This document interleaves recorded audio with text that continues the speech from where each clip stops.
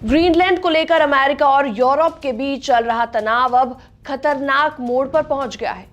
America के राष्ट्रपति Donald Trump ने जब यूरोपीय देशों पर 10% टैरिफ लगाने की धमकी दी तो जर्मनी ने अपने कदम पीछे खींच ली। लेकिन यूरोप के 8 देश अभी भी झुकने को तैयार नहीं हैं। उन्होंने साफ कर दिया कि वो पीछे नहीं हटेंगे। तो जर्मनी ने क्यों बुला ली सेना, इसके पीछे की वजह भी आपको सब कुछ डिटेल में बताएंगे। नमस्कार, मैं हूं आपके साथ प्रेरणा कौशल। तो एबीसी न्यूज की एक रिपोर्ट सामने आई है जिसके मुताबिक जर्मनी ने ग्रीनलैंड में मौजूद अपनी छोटी सैन्य टीम को वापस बुलाना शुरू कर दिया है।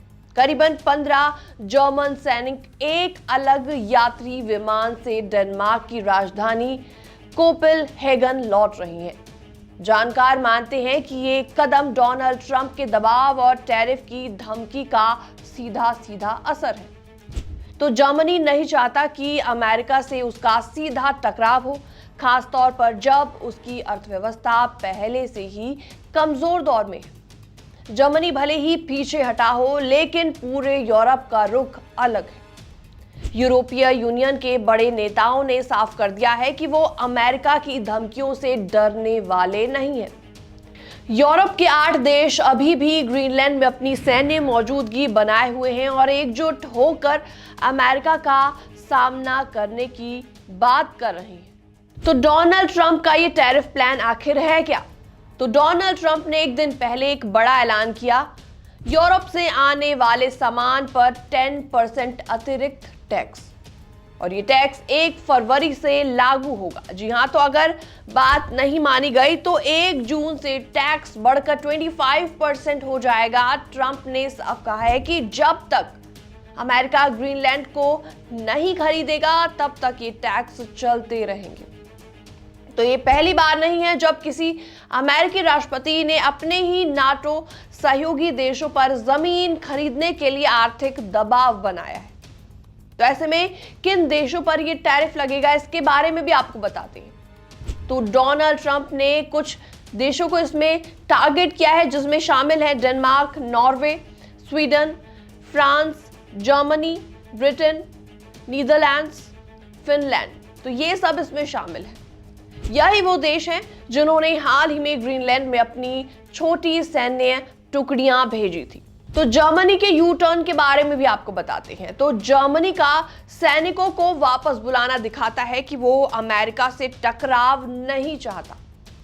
सरकारी भाषा में इसे दोबारा तैनाती कहा जाता है, लेकिन जानकार इसे डोनाल्ड ट्रंप की धमकी के बाद नुकसान कम करने की कोशिश मान रही है। यूरोपीय यूनियन की प्रमुख उर्सुला वॉन डेर ने साफ शब्दों में कहा है कि ग्रीनलैंड में यूरोपीय देश की मौजूदगी पहले से तय थी। ये किसी के लिए खतरा नहीं है। टैरिफ लगाने से अमेरिका और यूरोप के रिश्ते खराब होंगे। उन्होंने कहा है कि यूरोप अपनी संप्रभुता की रक्षा के लिए एकजुट रहेगा। यूरोपीय यूनियन की विदेश नीति प्रमुख काज कैलास ने कहा, जब अमेरिका और यूरोप लड़ते हैं तो फायदा चाइना और रशिया को होता है। तो अगर ग्रीनलैंड को लेकर कोई समस्या है तो उसे नाटो के अंदर सुलझाया जाना चाहिए, टैक्स लगाकर नहीं। उन्होंने कहा कि इस लड़ाई से यूक्रेन युद्ध से ध्यान हट रहा है, जहां रशिया लगातार हमले कर रहा है। फ्रांस और ब्रिटेन भी इसके चलते सख्त हो गया है। जी हां, तो फ्रांस के राष्ट्रपति ने कहा है कि संप्रभुता से कोई समझौता नहीं होगा, टैरिफ की धमकियां स्वीकार नहीं है।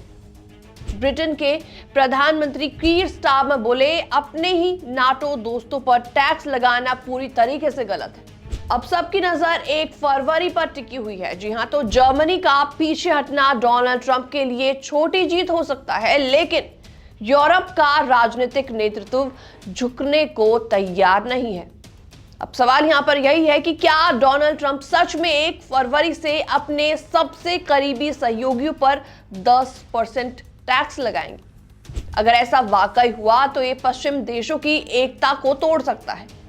शांत दिखने वाला ग्रीनलैंड आज दुनिया की राजनीति का सबसे गर्म मुद्दा बन गया है। फिलहाल इस पूरी खबर में इतना ही। बाकी तमाम अपडेट्स के लिए आप बने रहिए हमारे साथ।